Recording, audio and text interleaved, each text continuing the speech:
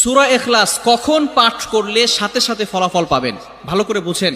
সূরা ইখলাস হচ্ছে পবিত্র কোরআনুল কারীমের ভিতরে ছোট সূরাদের ভিতরে অন্যতম একটি সূরা। তবে ফজিলতের দিক থেকে সূরা ইখলাস হচ্ছে গুরুত্বপূর্ণ ফজিলত, এবং এই সূরাটা এমন একটা সময় আল্লাহ পাক রব্বুল আলামিন নাজিল করে দিয়েছেন যখন আল্লাহ রাসূল সাল্লাল্লাহু আলাইহি ওয়াসাল্লাম দ্বীনের প্রচার করতে লাগলেন।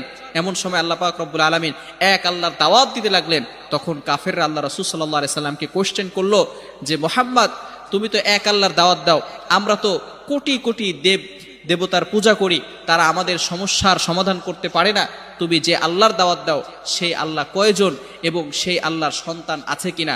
সাথে সাথে আল্লাহ পাক রব্বুল আলামিন এই কাফেরদের প্রশ্নের উত্তরে আল্লাহ রাসূল সাল্লাল্লাহু আলাইহি সাল্লামের কাছে এই সূরাটি নাজিল করলেন, কুল হুয়াল্লাহু আহাদ আল্লাহুস সামাদ লাম ইয়ালিদ ওয়া লাম ইউলাদ ওয়া লাম ইয়াকুল লাহু কুফুয়ান আহাদ।